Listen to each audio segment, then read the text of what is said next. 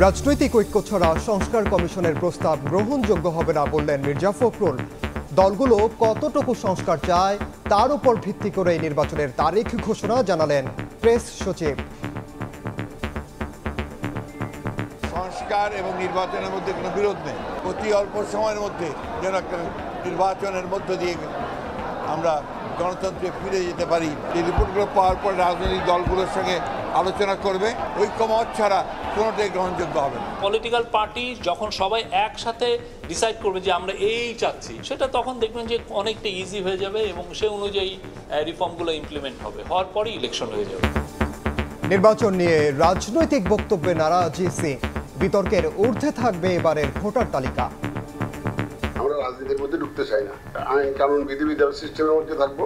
Free fair game আমরা উপহার দিতে চাই। সব players can play freely under the rules of the game. দেখছিলেন প্রধান শিরোনাম। দুপুরের সময় সঙ্গে আছি আমি ওমর ইনাল। এবার অন্যান্য শীর্ষ সংবাদ। মাঠে ফেরাটা আরও কঠিন হলো সাকিব আল হাসানের। আইএফআইসি ব্যাংকের চেক ডিজঅনার মামলায় অলরাউন্ডারের বিরুদ্ধে গ্রেফতারি পরোয়ানা জারি। আসামি আরও 3 জন। ব্যবস্থাপনায় ঢুকছে রাজধানীর ওয়াটার বাস সার্ভিস। জরাজীর্ণ অবস্থায় লাখ লাখ টাকার নৌযান। চাহিদা থাকলেও মিলছে না সেবা, অভিযোগ যাত্রীদের।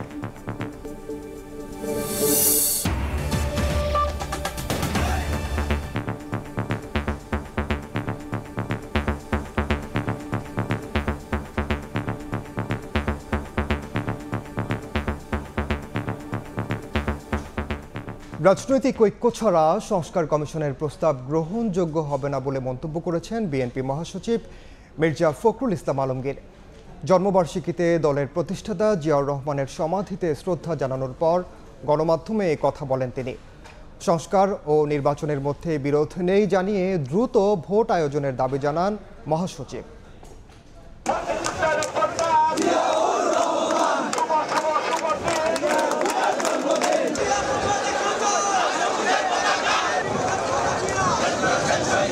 89তম জন্মবার্ষিকীতে বিএনপির প্রতিষ্ঠাতা জিয়াউর রহমানের সমাধিতে হাজারো নেতাকর্মীর ঢল।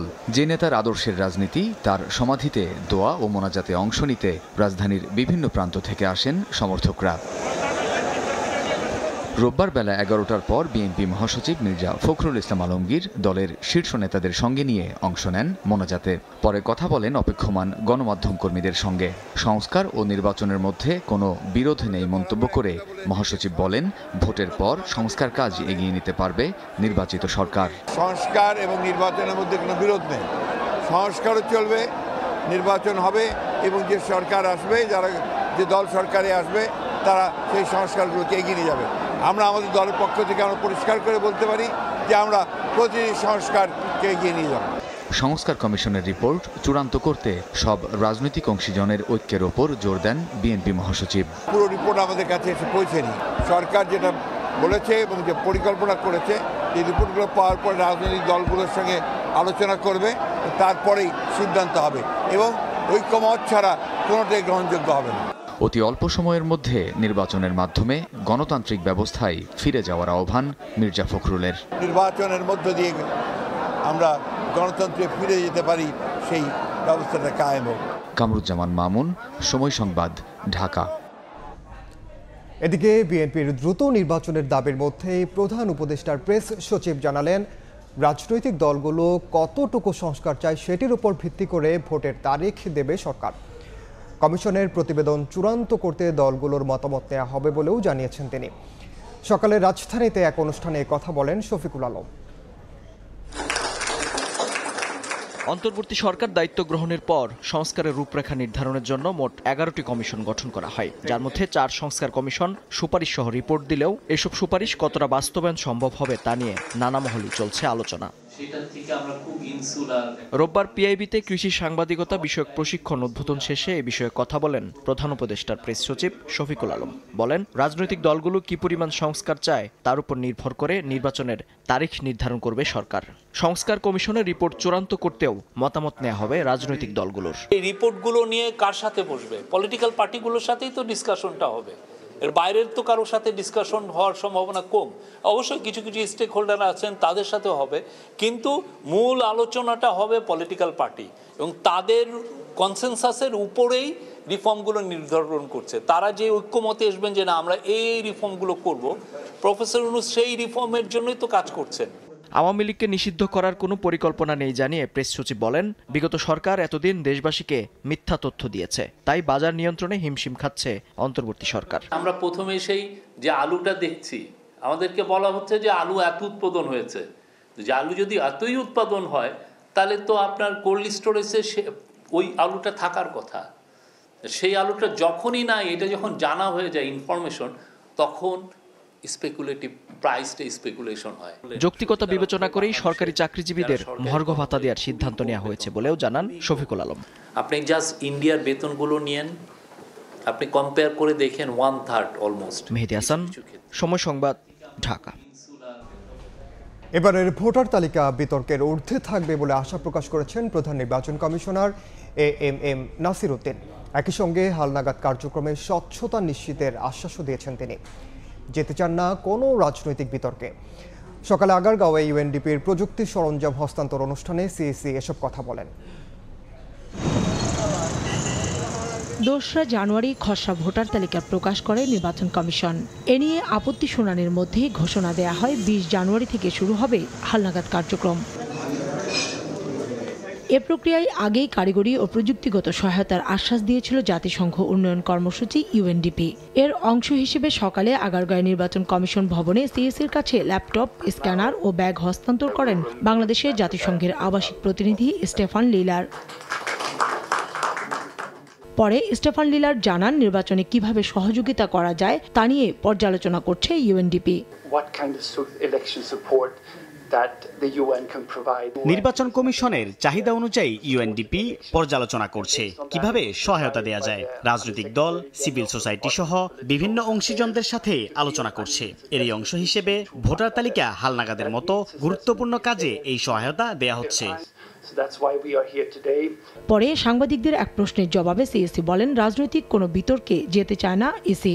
আমরা সন্দেহ দূর করার জন্য তো এই কাজ করতেছে, এত লোক নামাচ্ছে, মাঠে নামাচ্ছে। এই রাজনৈতিক বক্তব্য মধ্যে আমরা ঢুকতে চাই না, আমরা রাজনীতির মধ্যে ঢুকতে চাই না।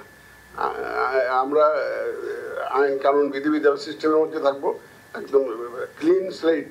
আমরা চাই যে একদম স্ট্রেট, যাতে সবাই একটা ফ্রি ফেয়ার গেম আমরা উপহার দিতে চাই। সব players can play freely under the rules of the game. মাননীয় প্রধান উপদেষ্টার ঘোষিত যে টাইম ফ্রেম, ওটাকে মাথায় রেখে আমরা কাজ করছি। ৬ মাসের মধ্যে হালনাগাদের কার্যক্রম সম্পন্ন হবে বলেও জানান সিইসি। সোমবার সাভারে কেন্দ্রীয় কর্মসূচির মধ্য দিয়ে ভোটার তালিকা হালনাগাদের কাজ শুরু হবে। এ কর্মসূচিতে সারা দেশে কাজ করবে ৬৫,০০০ লোক। কাউসারা চৌধুরী কুমু, সময় সংবাদ, ঢাকা। এবার অন্য প্রসঙ্গ। আইএফআইসি ব্যাংকের চেক ডিসঅনার মামলায় বাংলাদেশ জাতীয় ক্রিকেট দলের সদস্য সাকিব আল হাসানের বিরুদ্ধে গ্রেফতারি পরোয়ানা জারি করেছেন আদালত। সকালে ঢাকার অতিরিক্ত চিফ মেট্রোপলিটন ম্যাজিস্ট্রেট জিয়াউদুর রহমানের আদালত এই আদেশ দেন। সাকিব ছাড়াও এই মামলায় আসামি রয়েছেন আরও ৩ জন। তাদের সবার বিরুদ্ধে জারি করা হয়েছে গ্রেফতারি পরোয়ানা। মাঝেই আবার বোলিং অ্যাকশন নিয়েও আইসিসির নিষেধাজ্ঞায় পড়েন সাকিব আল হাসান। কিন্তু এত কিছুর পরও আশা ছিল আবারও ফিরবেন সাকিব, আরও একবার হয়তো মাঠে নামবেন লাল সবুজের জার্সি গায়ে।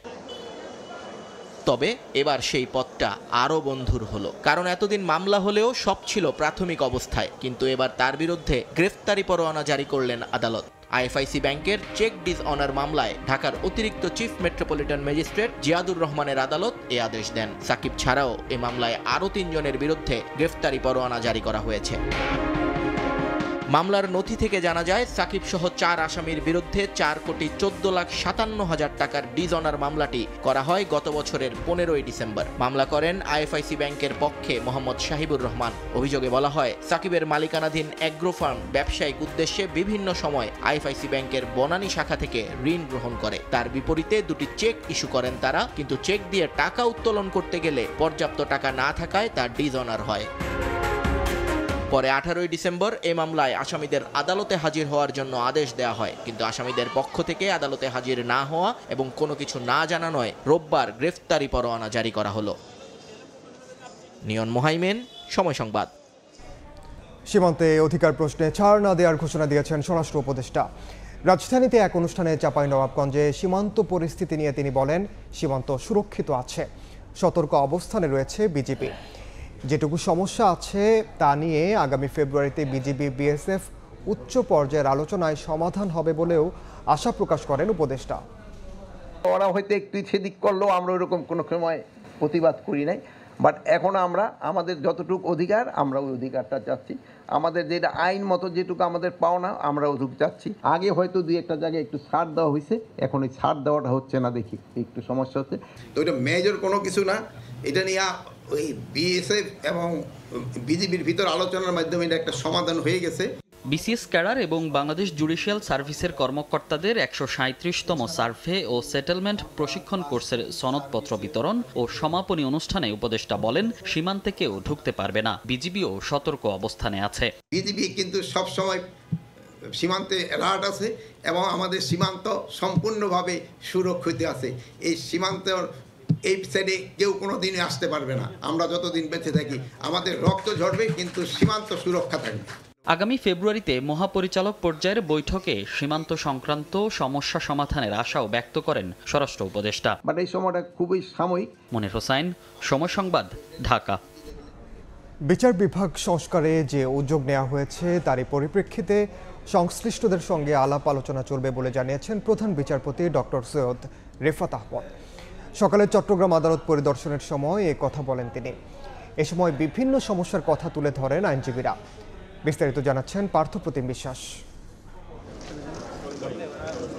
রোববার সকাল 10টায় চট্টগ্রাম আদালত পরিদর্শনে যান প্রধান বিচারপতি ডক্টর সৈয়দ রেফাত আহমেদ। তাকে ফুল দিয়ে শুভেচ্ছা জানান আইনজীবী সমিতির সদস্যরা। এরপর বিচার প্রার্থীদের বসার স্থান ন্যায়কুঞ্জ ও বিচারালয় ঘুরে দেখেন প্রধান বিচারপতি। কথা বলেন আইনজীবী সমিতি ও বিচার বিভাগের কর্মকর্তাদের সঙ্গে। জানান বিচার বিভাগ সংস্কারে যে উদ্যোগ নেওয়া হয়েছে তারই পরিপ্রেক্ষিতে সংশ্লিষ্টদের সাথে আলাপ আলোচনা করা হবে। সংস্কারের একটা উদ্যোগ নিয়েছি, তো সেটার পরিপ্রেক্ষিতে সেটাকেই আমাদের উদ্দেশ্য রেখেই আলোচনাগুলো হচ্ছে। প্রধান বিচারপতির কাছে চট্টগ্রাম আদালতের বিভিন্ন সমস্যার কথা তুলে ধরেন আইনজীবীরা। এখানে কোর্ট সংকট রয়েছে, বিশেষ করে সিএমএম আদালতে 8টা কোর্ট রয়েছে। আমাদের এখানে আরও 5টা এমএম বা এডিশনাল সিএমএম প্রয়োজন রয়েছে। উনি যেভাবে কথা বলেছেন, আমার মনে হয় চট্টগ্রাম আদালতকে আরও সুন্দরভাবে ঢেলে সাজানোর জন্য উনি একটা প্রতিশ্রুতি দিয়েছেন। পরিদর্শনের সময় চিফ জুডিশিয়াল ম্যাজিস্ট্রেট আদালতের সামনে বৃক্ষরোপণ করেন প্রধান বিচারপতি। পার্থপ্রতিম বিশ্বাস, সময় সংবাদ, চট্টগ্রাম। পেছালো তত্ত্বাবধায়ক সরকার ব্যবস্থা ফেরাতে রিভিউ শুনানি। 9 ফেব্রুয়ারি নতুন তারিখ ধার্য করেছেন আপিল বিভাগ। আপিল বিভাগের জ্যেষ্ঠ বিচারপতি আশফাকুল ইসলামের নেতৃত্বাধীন বেঞ্চে দিন ধার্য করেন। এর আগে 2011 সালের 10 মে সংখ্যাগরিষ্ঠ মতামতের ভিত্তিতে তত্ত্বাবধায়ক সরকার ব্যবস্থা সংবলিত সংবিধানের 13শ সংশোধনী বাতিল ঘোষণা করে রায় দেন সর্বোচ্চ আদালত। 5 আগস্ট রাজনৈতিক পট পরিবর্তনের পর 27 আগস্ট 13শ সংশোধনী বাতিলের রায়ের বিরুদ্ধে রিভিউ আবেদন করেন বিএনপি মহাসচিব মির্জা ফখরুল ইসলাম আলমগীর, সুজন সম্পাদক বদিউল আলম মজুমদার সহ 5 বিশিষ্ট নাগরিক। রাজধানীর নদীগুলো এখনও বিকল্প যোগাযোগ ব্যবস্থার উপযোগী করতে পারেনি কর্তৃপক্ষ। চালুর 1 যুগ পরও ধুঁকছে ওয়াটার বাস সার্ভিস। জরাজীর্ণ অবস্থায় পড়ে আছে কয়েক লাখ টাকায় কেনা নৌযান। যাত্রীদের অভিযোগ, চাহিদা থাকলেও মিলছে না সেবা। আর বিশেষজ্ঞরা বলছেন ওয়াটার বাসের গতি ও ঘাটের নিরাপত্তা নিশ্চিত করতে পারলে সারা বছরেই মিলবে সুফল। সে অনুযায়ী এবার উদ্যোগ নেওয়ার কথা বলছে কর্তৃপক্ষ। নাজমুল হাসানের ছবিতে আদনান তুর্জের রিপোর্ট। ঢাকার নদীপথের ইতিহাস যেন এক প্রবাহমান কাব্য। রাজধানীকে ঘিরে থাকা নৌপথগুলোর মাধ্যমে যুগ যুগ ধরে গড়ে উঠেছে বাণিজ্য, সংস্কৃতি ও জীবিকার সমৃদ্ধ অধ্যায়। আধুনিক ঢাকায় সেই সমৃদ্ধ অতীতের প্রতিফলন ঘটেছিল ওয়াটার ট্যাক্সির মাধ্যমে। ঢাকার চারিদিকে ঘিরে থাকা বুড়িগঙ্গা, তুরাগ, ধলেশ্বরী, বালু ও শীতলক্ষা ঘিরে তৈরি হওয়ার সম্ভাবনা মাথায় রেখে 2004 সালে ওয়াটার ট্যাক্সি প্রকল্প হাতে নেয় সরকার। প্রকল্পের 3টি ধাপের মধ্যে প্রথম দুটিতেই ব্যয় হয় প্রায় 100 কোটি টাকা। সদরঘাট থেকে গাবতলী পর্যন্ত 29 কিলোমিটার রুটে স্থাপন করা হয় 12টি ল্যান্ডিং স্টেশন। 2013 সালের 4 জুলাই চালু হয় ওয়াটার বাস সেবা। সরেজমিনে গিয়ে দেখা যায় ওয়াটার বাসের বর্তমান হাল ভালো নয়। সদরঘাট বাদামতলী ঘাটে জরাজীর্ণ অবস্থায় পড়ে আছে লাখ লাখ টাকা খরচ করে কেনা 4টি ওয়াটার বাস। আমাদের জাহাজগুলা অনেকটি ভাঙ্গাচোরা, এগুলো মেরামত করতে হবে। যাত্রীদের অভিযোগ চাহিদা থাকলেও সেবা মিলছে না, অব্যবস্থাপনা, ধীরগতি, বেহালঘাট সহ আছে আরও সমস্যা। দুর্নীতির কারণে এইটা অবস্থা এরকম হয়েছে। মানুষগুলো অনেক সুবিধা হইতো, হবে অনেক মানুষগুলো অনেক কষ্ট হয়। বিশেষজ্ঞরা বলছেন ওয়াটার বাসের গতি, ইঞ্জিনের আধুনিকরণ এবং ঘাটে নিরাপত্তা নিশ্চিত করতে পারলে সারা বছরই মিলবে এই প্রকল্পের সুফল। আমাদের নৌযানগুলো কিন্তু অতটা কমফোর্টেবল না। ল্যান্ডিং স্টেশনগুলো যেখানে করা হয়েছে সেই জায়গাটাও কিন্তু সেই রোডগুলো কিন্তু অতটা ভালো নয়। এবং সেখানে আরেকটা জিনিস ইম্পর্টেন্ট, সেটা হলো যে নিরাপত্তা। সরকার যে কোনো কাজের উদ্বোধনটা করতে পারে, কিন্তু এর সাথে সাথে বেসরকারি যে সমস্ত বিনিয়োগকারীরা আছেন ওনাদেরকে এগিয়ে আসতে হবে। নদীপথে যানজটমুক্ত চলাচলের সুবিধা নিশ্চিতে ওয়াটার বাস সার্ভিসের আধুনিকীকরণের তাগিদ ঢাকাবাসীর। নদী পারাপার হয়ে পড়ছে বিপজ্জনক। 2004 সালের প্রকল্প সফল না হলেও না হচ্ছে নতুন করে পরিকল্পনা। তবে যাত্রীদেরও প্রত্যাশা ঢাকার নৌপথে ওয়াটার বাসগুলি নিয়ে আসবে নতুন করে যাত্রী সেবা এবং সৌন্দর্য। বাদামতলী স্টিমার ঘাট থেকে আদনান তুর্য, সময় সংবাদ, ঢাকা। ডলারের দাম বৃদ্ধি ও রাজনৈতিক অস্থিরতার জেরে কমছে রিকন্ডিশনড গাড়ি আমদানি। চলতি অর্থ বছরের প্রথম 6 মাসে বছর ব্যবধানে কমেছে প্রায় 24%। উন্নয়নশীল অর্থনীতির যাত্রাপথে গাড়ি আমদানি কমে যাওয়া ইতিবাচক বার্তা নয় বলে মনে করেন এ খাতের ব্যবসায়ীরা। তাই অর্থনৈতিক কর্মকাণ্ডে গতি আনতে রিকন্ডিশনড গাড়ি মধ্যবিত্তের নাগালে রাখতে ব্যবসা বান্ধব নীতি গ্রহণের পরামর্শ অর্থনীতিবিদদের। MS আরিফের রিপোর্টে বিস্তারিত। রিকন্ডিশন গাড়ি একেবারে ঝাঁচকচকে নতুন গাড়ির অনুভূতি না দিলেও এই গাড়িগুলো চলে দীর্ঘদিন, যা একদিকে বিলাসিতা মেটায়, অন্যদিকে অনেকটাই আরাম দেয় পকেটকেও, গতি আনে দৈনন্দিন কর্মকাণ্ডে। যে কারণে বাংলাদেশের বাজারে আমদানি হওয়া গাড়ির 75%ই রিকন্ডিশন বা পুরনো গাড়ি। ব্যক্তিগত বা উদীয়মান ব্যবসার প্রয়োজন মেটানো যেসব গাড়ি বছর দুয়েক আগে মিলত 15 থেকে 30 লাখ টাকার মধ্যে, বর্তমানে তার দাম বেড়েছে 40 থেকে 50%, যার প্রভাবে চাপে পড়েছে ক্রেতা বিক্রেতা উভয়ই। আশি মার্কেটে গাড়ি দেখতেছি মোটামুটি একটু প্রাইস বেশি বলতেছে, যেটা প্রায় আগের বছরের চেয়ে এবার একটু বেশি। 20 লাখ টাকার ভিতরে ওই ছোটোখাটো গাড়ির মধ্যে এক ওয়াটার দেখতেছি। এছাড়া আগে আমি দেখছিলাম যেমন একজিও, ফিল্টার এগুলো পাওয়া যেত। 5ই আগস্টের পর থেকে তো আরও একটা সমস্যা, আসলে মানুষ এখন স্থিরই হইতে পারতেছে না যে আমরা আসলে কী করবো। বাজেটের পরে জুনের পরে হয়তো আমরা একটা চিন্তা করতে পারবো যে আসলে কি করা যায়। আমাদের এখন গাড়ি বেচা কেনার অবস্থা খুবই খারাপ। আগের যে বিক্রিটা ছিল তার চেয়ে আপনি বলেন কি আমরা 50% তো দূরের কথা, এখন আমরা এটা 30% বা 20%-এর মধ্যে চলে আসছে। বারভিটার তথ্য বলছে চলতি অর্থ বছরের প্রথম 6 মাসে রিকন্ডিশন গাড়ি আমদানি হয়েছে 9257টি, যা গত বছরের একই সময়ের তুলনায় প্রায় 24% কম। এই অবস্থায় এলসি মার্জিন ও শুল্ক কমানোর দাবি রিকন্ডিশন গাড়ি আমদানিকারকদের শীর্ষ সংগঠন বারভিটার। গাড়ির ক্ষেত্রে কিন্তু শুল্ক কর এত বেশি, বিশেষ করে ডলারের মূল্য পতনের কারণে প্রায় 40-50% দাম বেড়ে গিয়েছে। অতএব মানুষ কিন্তু একটা গাড়ির নাম নিলেই 30 লাখ টাকা দাম। শুল্ক করকে যা আছে এই হারে না রেখে ফিক্সড করে দেওয়া হয়, যে একটা 1500 সিসির গাড়ি 10 লাখ টাকা ট্যাক্স, এখন কিন্তু দেখা যাচ্ছে 20-25 লাখ টাকা ট্যাক্স দিয়ে কেউ কিনতে পারছে না। কমার্শিয়াল গাড়িগুলো আছে সেগুলো বয়স বাড়িয়ে দেওয়া উচিত, 10 বছর করে দেওয়া উচিত, কেন কমার্শিয়াল গাড়ি জাপানের মতো দেশেই 30 বছর চলে। এই গাড়ির বাজার ক্ষতিগ্রস্ত হলে একদিকে যেমন গতি হারাবে নতুন নতুন উদ্যোগ, কমবে আয়ের সুযোগ, অন্যদিকে বাড়বে ব্যবসার খরচ। গাড়িকে তাই মধ্যবিত্তের নাগালে রাখতে শুল্ক কাঠামো পরিবর্তনের পরামর্শ দিচ্ছেন অর্থনীতিবিদরা। রিকন্ডিশন গাড়ির যে দাম সেটা যেন কর বৃদ্ধির মাধ্যমে ওইভাবে না বাড়ায়, যাতে করে দেশের ভিতরের যে বাজার এবং মানুষের ক্রয় ক্ষমতা সেটা বড় রকমের চাপের মধ্যে না। প্রয়োজনে নীতি পরিবর্তন করতে হবে যাতে করে এই বাজারটা যেন ক্ষতিগ্রস্ত না এবং একই সঙ্গে অন্য বাজারে যেন প্রতিষ্ঠিত হয়। পুরনো এসব গাড়ি আমদানিতে শুল্ক বাবদ গেল অর্থ বছরের প্রথম 8 মাসে আয় হয়েছিল 2680 কোটি টাকা। MS আরিফিন, সময় সংবাদ, ঢাকা।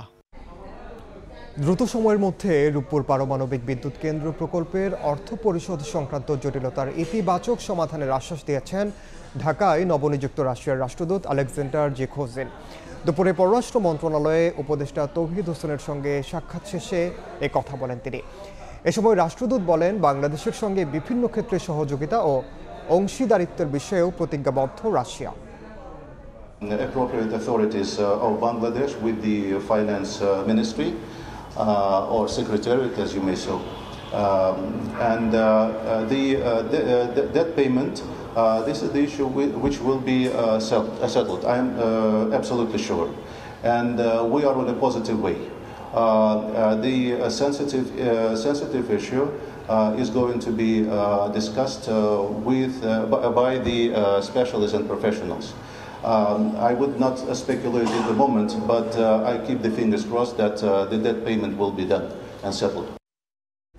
শুধুমাত্র কিস্তির টাকা আদায় না করে ব্যাংকগুলোকে গ্রাহকদের সুখে দুঃখে পাশে থাকারও আহ্বান জানিয়েছেন অর্থ উপদেষ্টা ডক্টর সালেহ উদ্দিন আহমেদ। রোববার বিদ্যুৎ ভবনে আয়োজিত কর্মসংস্থান ব্যাংকের ব্যবস্থাপক সম্মেলনে প্রধান অতিথির বক্তব্যে এ কথা বলেন তিনি। সম্মেলনে ব্যাংকটি জানায় দীর্ঘ চলার পথে খেলাপি ঋণের পরিমাণ মাত্র 3.68%। তবে কর্মসংস্থান বাড়ানোর নতুন ঋণ কর্মসূচি নিতে সরকারের কাছে 3,000 কোটি টাকা সহায়তা চান ব্যাংকটির চেয়ারম্যান। না হলে সাধারণ ব্যাংকিং সেবা পরিচালনার অনুমতি দাবি করেন। কম সম্পদ ও জনবল দিয়েও ব্যাংকটির সার্বিক কার্যক্রমে সন্তোষ প্রকাশ করেন অর্থ উপদেষ্টা ও গভর্নর। নতুন অর্থের যোগান দেওয়ার বিষয়টি সরকার ভেবে দেখবে বলে জানান অর্থ উপদেষ্টা। অনুষ্ঠানে নারীদের জন্য সঞ্চিতা প্রকল্পের উদ্বোধন করেন অতিথিরা।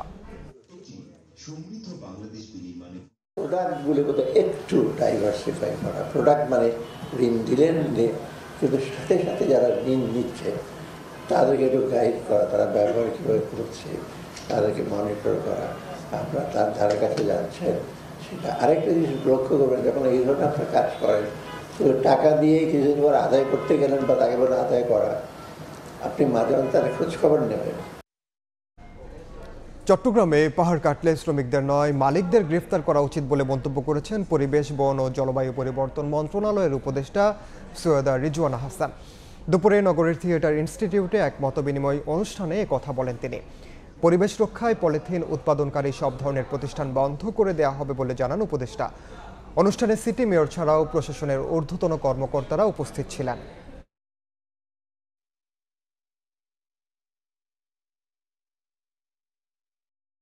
চট্টগ্রামটাকে 7টা ভাগে ভাগ করে ফেলেন না, এই 7টা কর্মকর্তা 7টা ভাগের দায়িত্বে থাকবে।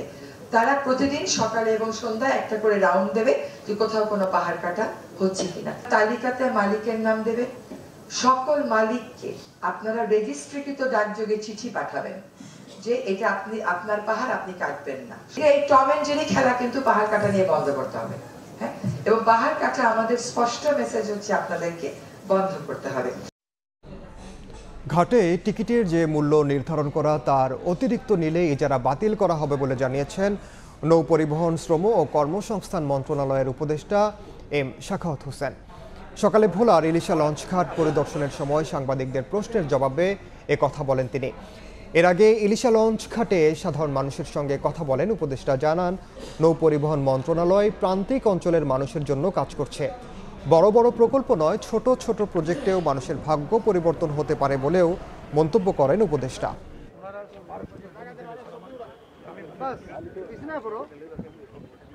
যেই ভাড়া নির্ধারিত করা থাকে তার থেকে অতিরিক্ত রাখে। আমাদের অত জনবল নাই যে প্রত্যেকটা জায়গায় চেক করা।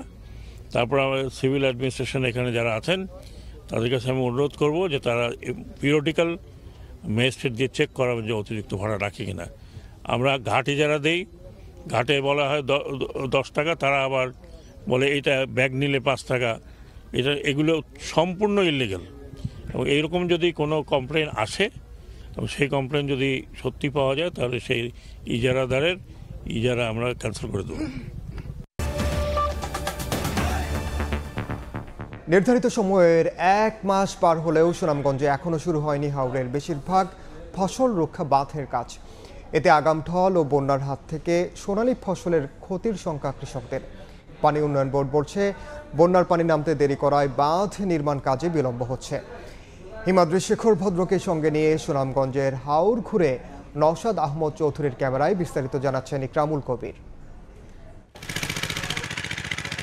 কৃষকের নিপুণ হাতের ছোঁয়ায় সুনামগঞ্জের 12 উপজেলার হাওর জুড়ে বোরো ধানের সমারোহ, যেন দিগন্ত জুড়ে সবুজের গালিচা।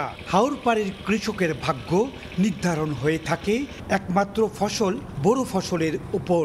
গেছে বার তো ধান হয়েছে ভালো, হারছে ভালো, এবার কি হবে আমরা বলতে পারতাম না। সম্পূর্ণ আমরা এটার উপরে নির্ভর।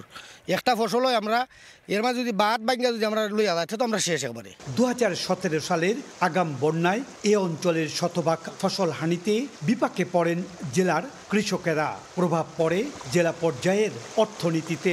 বাঁধ নির্মাণে অনিয়মের অভিযোগে ওই সময় পানি উন্নয়ন বোর্ডের 24 প্রকৌশলী ও কর্মকর্তার বিরুদ্ধে দুদকে মামলা করা হয়। পরে ফসল রক্ষা বাঁধ নির্মাণে নতুন নীতিমালা গঠন করে সরকার, যেখানে ঠিকাদারি প্রথা বাদ দিয়ে নির্দিষ্ট সময়ের মধ্যে প্রকল্প বাস্তবায়ন কমিটি বা পিআইসির মাধ্যমে বাঁধ নির্মাণের নতুন নিয়ম করা হয়। গত বছরের 15 ডিসেম্বর থেকে চলতি বছরের 28 ফেব্রুয়ারি পর্যন্ত বাঁধ নির্মাণ কাজের সময়সীমা নির্ধারণ করা হয়। নির্ধারিত সময়ে কাজ শেষ না হলে বড় মৌসুমে আগাম ঢল ও বন্যায় ফসলের ক্ষতির শঙ্কা হাওরের কৃষকদের। কিছুদিন পরে আবার বৃষ্টি শুরু হইব, বৃষ্টি শুরু হইলে তো বাই এটা সঠিকভাবে মাটিটা বইব না। পানগুলো মানে খুব ভালো হয় আর কি, মানে এগুলো মাছ হয় আর কি, তখন তো আমরা কৃষক আর মরলাম না। শুরু করা না যায় তখন শেষ করতে তো প্রায় 7 মাস পর্যন্ত খাজাই যাবে, তখন তো দেখা যাইব যে কমপ্লেকশন হচ্ছে না।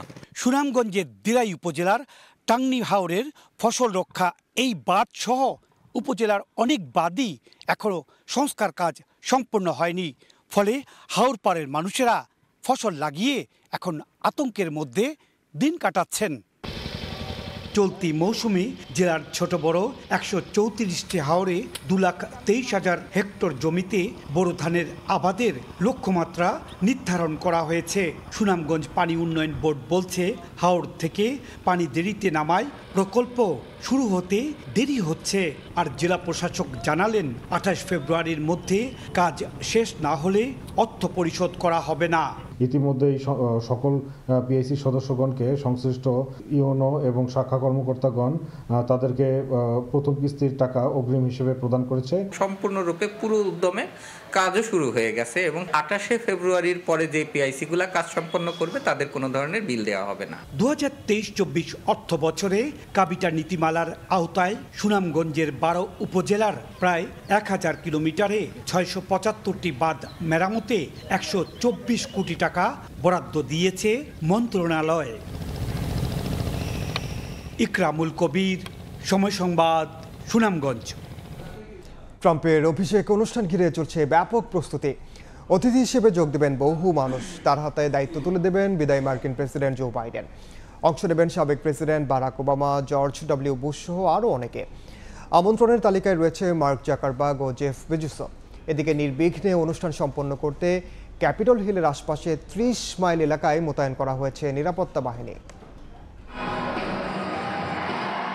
ঘনিয়ে আসছে মাহেন্দ্রক্ষণ। 20 জানুয়ারি জাঁকজমক অভিষেক অনুষ্ঠানের মধ্য দিয়ে দ্বিতীয়বারের মতো ওভাল অফিসের দায়িত্ব নিতে যাচ্ছেন ডোনাল্ড ট্রাম্প। রীতি মেনে ওই দিন ক্যাপিটল হিলে যুক্তরাষ্ট্রের প্রেসিডেন্ট হিসেবে শপথ নেবেন তিনি। তার সঙ্গে শপথ নেবেন ভাইস প্রেসিডেন্ট জেডি ভ্যান্সও। ট্রাম্পের ক্ষমতা নেয়ার দিন প্রচণ্ড ঠান্ডা ও তীব্র বাতাসের পূর্বাভাস দিয়েছে দেশটির আবহাওয়া বিভাগ। তাই চলতি বছর ক্যাপিটল হিলের কংগ্রেস ভবনের ভেতর হবে মূল আনুষ্ঠানিকতা। সেখানে শপথ গ্রহণের পাশাপাশি উদ্বোধনী ভাষণ দেবেন নতুন প্রেসিডেন্ট। বহুল প্রতীক্ষিত এই অভিষেক অনুষ্ঠানের প্যারেডও হবে ইনডোরে। ডোনাল্ড ট্রাম্পের অভিষেক অনুষ্ঠানে যোগ দেবেন বহু মানুষ। নিচ্ছিদ্র নিরাপত্তায় চলছে ব্যাপক প্রস্তুতি। এরই মধ্যে ক্যাপিটল হিলের আশপাশের 30 মাইল এলাকা ঘিরে ফেলা হয়েছে নিরাপত্তার চাদরে। আকাশ থেকে পাহারায় থাকবে ড্রোনও। বিভিন্ন পয়েন্টে বসানো হয়েছে চেকপোস্ট। শপথ গ্রহণ অনুষ্ঠান নির্বিঘ্নে সম্পন্ন করতে মোতায়েন করা হয়েছে হাজার হাজার নিরাপত্তারক্ষী। 2021 সালে জো বাইডেনের শপথ অনুষ্ঠান বর্জন করেছিলেন ট্রাম্প। তবে আগামী 4 বছরের জন্য ট্রাম্পকে হোয়াইট হাউসের দায়িত্ব বুঝিয়ে দিতে উপস্থিত থাকবেন বিদায়ী প্রেসিডেন্ট, তার স্ত্রী জিল বাইডেন এবং ট্রাম্পের কাছে হেরে যাওয়া ডেমোক্রেটিক দলীয় প্রেসিডেন্ট পদপ্রার্থী কমলা হ্যারিস। এছাড়াও থাকবেন সাবেক মার্কিন president Barack Obama, George W Bush এবং বিল ক্লিন্টনও। যদিও তারা ট্রাম্পের সঙ্গে মধ্যাহ্নভোজে উপস্থিত থাকবেন না বলে জানিয়েছে এনবিসি নিউজ। এদিকে চীনা প্রেসিডেন্ট শি জিনপিং এর বদলে অনুষ্ঠানে অংশ নেবেন ভাইস প্রেসিডেন্ট হ্যান জেং, থাকবেন ভারতের পররাষ্ট্রমন্ত্রী এস জয়শঙ্করও। ভিআইপি অতিথিদের সঙ্গে যোগ দেবেন ইলন মাস্ক। আমন্ত্রণের তালিকায় নাম রয়েছে টেক জায়ান্ট মার্ক জাকারবার্গ, অ্যামাজনের মালিক জেফ বেজোস সহ আরও অনেকের। থাকবেন ফুটবল খেলোয়াড় Antonio Brown, boxer Mike Tyson, martial fighter ইয়র্গ ম্যাসভিদাল, সাবেক আমেরিকান আইডল বিজয়ী ক্যারি আন্ডারগ্রাউন্ড গাইবেন America the beautiful. Mousumi Sathi, Somoy সংবাদ। এ পর্যায়ে শীর্ষ সংবাদগুলো জানিয়ে দিচ্ছে আরেকবার। রাজনৈতিক ঐক্য ছাড়া সংস্কার কমিশনের প্রস্তাব গ্রহণযোগ্য হবে না বললেন মির্জা ফখরুল। দলগুলো কতটুকু সংস্কার চায় তার ভিত্তিতেই নির্বাচনের তারিখ দেবে সরকার। এবং মাঠে ফেরাটা আরও কঠিন হলো সাকিব আল হাসানের। আইএফআইসি ব্যাংকের চেক ডিসঅনার মামলায় অলরাউন্ডারের বিরুদ্ধে গ্রেফতারি পরোয়ানা জারি, আসামি আরও 3 জন।